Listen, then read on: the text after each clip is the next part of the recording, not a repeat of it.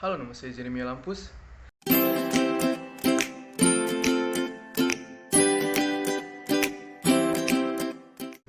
video ini saya akan membahas mengenai materi pemrograman linear integer, yaitu metode branch and bound.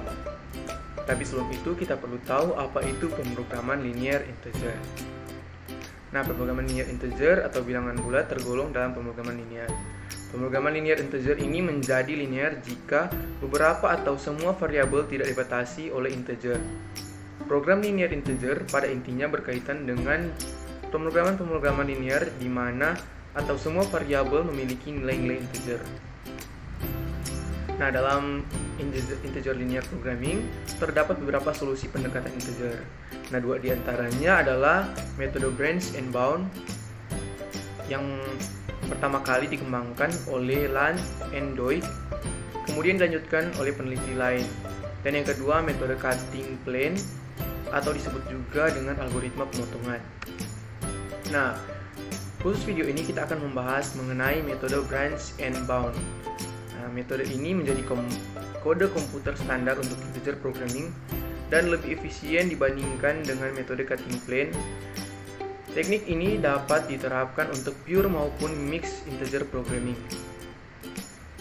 Nah, untuk langkah-langkah penyelesaiannya, yang pertama menyelesaikan masalah program linear dengan cara sintaks biasa. Yang kedua, meneliti solusi optimumnya. Jika variabel basis yang diharapkan bulat adalah bulat, maka artinya solusi optimum bulat sudah didapatkan atau dicapai. Nah, yang ketiga, nilai solusi pecah yang layak dicabangkan ke dalam sub-sub masalah. Tujuannya adalah untuk menghilangkan solusi kontinu yang tidak memenuhi solusi bulat pada masalah itu. Untuk yang keempat, untuk setiap submasalah, nilai solusi optimum kontinu fungsi tujuan ditetapkan sebagai batas atas. Solusi bulat terbaik menjadi batas bawah. Sub-sub masalah yang memiliki batas atas kurang dari batas bawah yang ada tidak diikutsertakan pada analisa selanjutnya.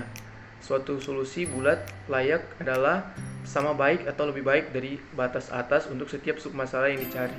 Jika solusi demikian terjadi, suatu submasalah dengan batas atas terbaik dipilih untuk dicabangkan. Kembali ke langkah 3. Nah, keuntungan dari cara pencabangan atau pembatasan atau metode branch and bound adalah cara yang efisien untuk mendapatkan seluruh jawaban layak atau visible, sedangkan kerugian cara ini adalah akan mencari seluruh jawaban program linear pada setiap titik pada persoalan yang besar akan memerlukan waktu yang cukup lama.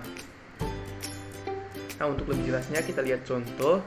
Maksimumkan Z sama dengan 5x1 tambah 8x2 dengan kendala x1 tambah x2 kurang dari sama dengan 6, 5x1 tambah 9x2 kurang dari sama dengan 45, x1 dan x2 non negatif integer. Nah, yang pertama kita perlu menyelesaikan dengan metode simplex. Nah, untuk video ini kita skip saja untuk menyelesaikannya dengan metode simplex. Jadi solusi yang didapatkan dengan metode simplex adalah x1 sama dengan 9 per 4 atau sama dengan 2,25, x2 sama dengan 15 per 4 atau sama dengan 3,75, dan z sama dengan 165 per 4 atau sama dengan 41,25. Solusi integer dengan metode branch and bound didapatkan dengan mencabangkan masalah tersebut menjadi dua bagian dengan menambahkan pembatas untuk variabel yang memiliki nilai bagian pecahan terbesar.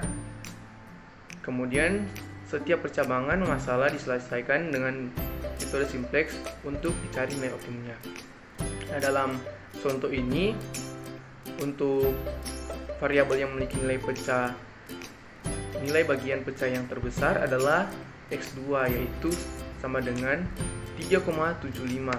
Jadi variabel yang terpilih untuk dilakukan percabangan adalah x2, sehingga didapatkan pembatas baru yaitu x2 kurang dari sama dengan 3 dan x2 lebih dari sama dengan 4. Jadi masalah yang didapatkan adalah untuk bagian A, maksimum Z sama dengan 5x1 tambah 8x2 dengan kendala x1 tambah x2 kurang dari sama dengan 6, 5x1 tambah 9x2 kurang dari sama dengan 45, x2 kurang dari sama dengan 3, x1, x2 lebih dari sama dengan 0. Nah, untuk masalah bagian B, maksimum Z sama dengan 5x1 tambah 8x2 dengan kendala x1 tambah x2 kurang dari 96, 5x1 tambah 9x2 kurang dari 945, x2 lebih dari 94, x1, x2 lebih dari sama dengan 0. Nah, sama seperti tadi, kita selesaikan dengan menggunakan metode simplex, maka kita dapatkan solusi untuk bagian A adalah x1 sama dengan 3, x2 sama dengan 3, dan z sama dengan 39. Nah, solusi untuk bagian B adalah x1 sama dengan 1,8, x2 sama dengan 4, dan z sama dengan 21. Nah, pada masalah bagian A sudah didapatkan solusi yang semuanya bulat, akan tetapi pada masalah bagian B solusinya masih ada yang pecahan, sehingga masih memungkinkan untuk dicari solusi bulat lainnya yang nilainya mungkin lebih besar daripada solusi masalah A. Dengan demikian, masalah B dapat dicabangkan menjadi dua bagian, yaitu B1 dan B2. Dengan menambahkan kendala X1 kurang dari sama dengan 1 dan X2 lebih dari sama dengan 2. Jadi, masalah yang kita dapat sekarang, bagian B1 sama dengan bagian B1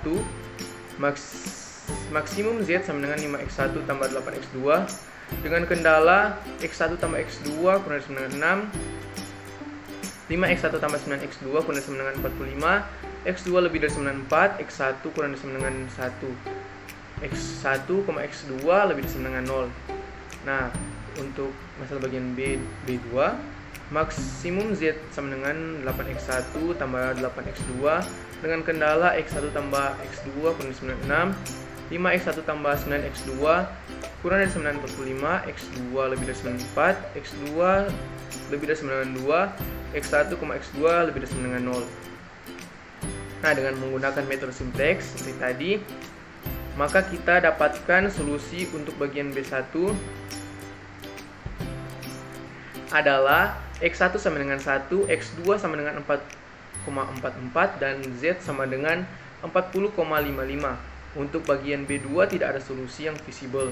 Nah, berdasarkan solusi tersebut, maka masalah B1 dapat dicabangkan lagi menjadi dua masalah, yaitu B1A dan B1B dengan menambahkan kendala X2 kurang dari 4 dan X2 lebih dari sama dengan 5. Dengan penambahan X2 kurang dari sama dengan 4, pada bagian B1A tersebut didapatkan X1 sama dengan 1, X2 sama dengan 2, dan Z sama dengan 37. Nah, penambahan kendala X2 lebih dari sama dengan 5 pada bagian B1B mengakibatkan nilai X1 sama dengan 0, X2 sama dengan 5, dan Z sama dengan 40. Nah, pencarian solusi integer sudah selesai dengan didapatkannya solusi pada bagian B1A dan B1B. Kedua-duanya integer. Dari semua pencarian solusi integer, yang menghasilkan solusi integer maksimum adalah pada bagian B1B dengan hasil X1 sama dengan 0, X2 sama dengan 5, dan Z sama dengan 40. Nah, untuk ringkasan hasil pencarian solusi dapat digambarkan dalam diagram 1 berikut. Nah, karena di sini sudah jelas untuk penggambarannya, Z sama dengan 41,25, X1 sama dengan 2,25, X2 sama dengan 3,75. Dengan menambahkan kendala X2 kurang dari 3, kita dapatkan A. Menambahkan X2 lebih dari 94, kita dapatkan B, dan seterusnya sampai kita dapatkan nilai maksimumnya, solusi integer yang maksimumnya Z sama dengan 40, X1 sama dengan 0, dan X2 sama dengan 5 yang ada di B1B. Nah, untuk kasus minimum dapat digambarkan dalam diagram 2 berikut.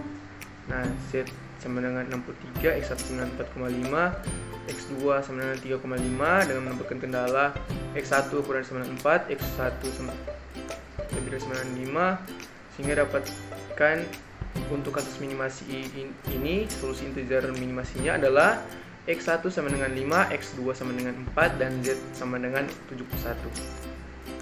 Nah, jadi kesimpulannya, penggunaan metode branch and bound sedikit sekali kesalahannya, namun memerlukan perhitungan yang lebih banyak, sedangkan metode cutting plane lebih cepat mencapai optimal karena dengan penambahan kendala Gomori efektif menghilangkan solusi yang kontinu. Metode Gomori lebih baik digunakan jika variabelnya sedikit. Nah, itu saja pembahasan mengenai metode branch and bound.